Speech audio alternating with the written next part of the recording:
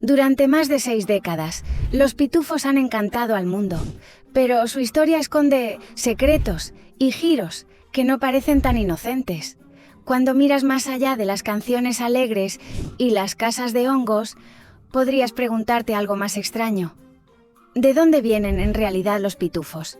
La respuesta que da la historia es casi inquietante por su simpleza. Los pitufos no nacen de ninguna manera natural.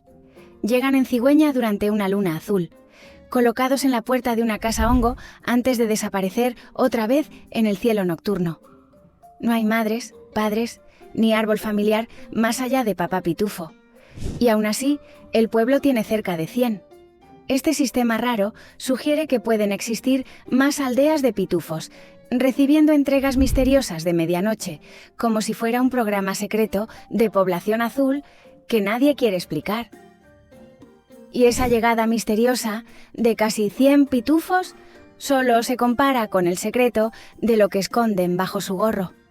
En casi todas las historias, los gorros blancos permanecen firmes en su sitio, como si estuvieran pegados con magia. La única vez que se rompió esa regla fue durante la plaga de los pitufos negros, cuando los infectados perdieron sus gorros en medio del caos. Por primera y única vez vimos la verdad. Son totalmente calvos, sin pelo, sin marcas, solo cabezas azules lisas. Ese detalle nunca volvió a mostrarse en las historias oficiales, como si los creadores decidieran que había cosas mejores por olvidar. Pero deja la pregunta. ¿Qué más estarán ocultando bajo esos gorros?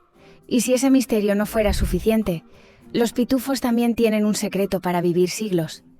Todo depende de la piedra de la larga vida, un cristal guardado en una caja mágica, que solo se abre con una llave especial. Esa piedra controla qué tan rápido envejece un pitufo, y sin ella, podrían crecer viejos y morir como cualquier criatura. El abuelo pitufo desapareció 500 años en una misión para encontrar fuentes puras de los 4 elementos para restaurarla.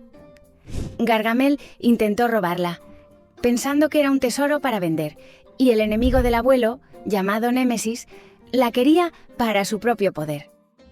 Pocas historias de pitufos toman la inmortalidad tan en serio. Eso hace que la misión del abuelo sea aún más impresionante si recordamos dónde vivían antes. Mucho antes de la aldea alegre, su hogar era un sitio duro y hostil conocido como la Tierra Maldita. Era una mezcla de pantanos, desiertos, bosques espesos y montañas afiladas, sin señales de seguridad o comodidad. La comida y el refugio eran escasos, y los pitufos dependían de las cigüeñas no solo para atraer bebés, sino también para viajar largas distancias en ese terreno peligroso. La imagen de un pueblo pacífico en el bosque fue un rediseño, hecho para que pareciera más acogedor.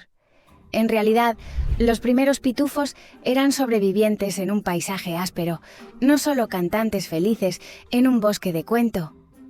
Sobrevivir en la Tierra Maldita era una cosa, pero también tenían que enfrentarse a enemigos con orígenes más extraños de lo que parece. Gargamel, el hechicero torpe que pasa la vida persiguiéndolos, no recibió su nombre por accidente. Viene de las obras de François Rabelais, un escritor francés del siglo XVI, lleno de personajes grotescos y raros. Su gato, Azrael, lleva un nombre más pesado, tomado del arcángel de la muerte en la tradición islámica y hebrea. Eso significa que el villano principal de una caricatura infantil carga siglos de peso religioso y literario. Es un detalle oscuro para alguien que solemos recordar tropezando con su túnica. Cuando mezclas un nombre ligado a la muerte con un mundo de supervivencia, parece lógico que la sociedad de los pitufos haya despertado teorías políticas.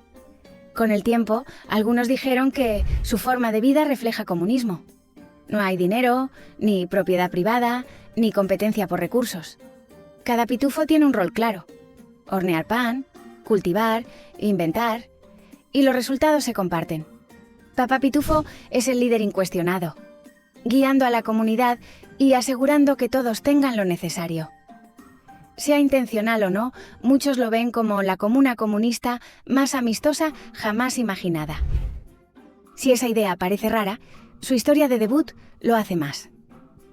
Antes de tener aventuras propias, aparecieron en el cómic medieval Johann y Pirluit, en un cuento sobre una flauta mágica de 6 agujeros. Quien la escuchaba no podía dejar de bailar hasta caer exhausto. Cuando el villano Tormento Aceitoso la robó, Johann y Pirluit pidieron ayuda a los pitufos y Papá Pitufo fabricó otra. En un giro cómico, Pirluit trató de quedarse con una dando una falsa, pero terminó entregando ambas reales y quedó sin nada. Ese debut también marcó la primera rivalidad con Gargamel, cuando aún era adolescente probando magia. Incluso entonces intentaba atraparlos, aunque sus planes eran torpes como siempre.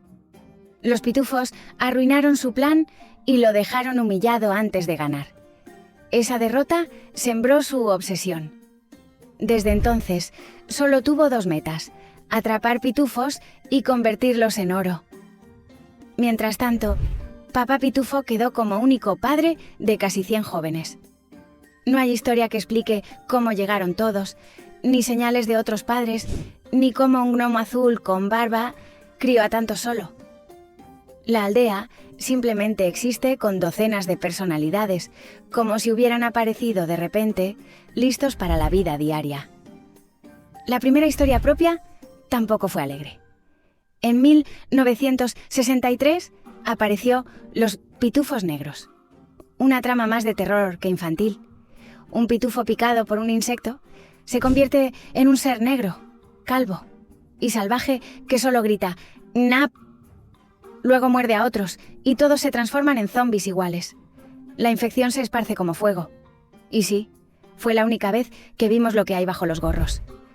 Años después se repintó como Los Pitufos Morados, para evitar polémicas, pero la pesadilla era la misma: una plaga, un paciente cero y un pueblo al borde del caos.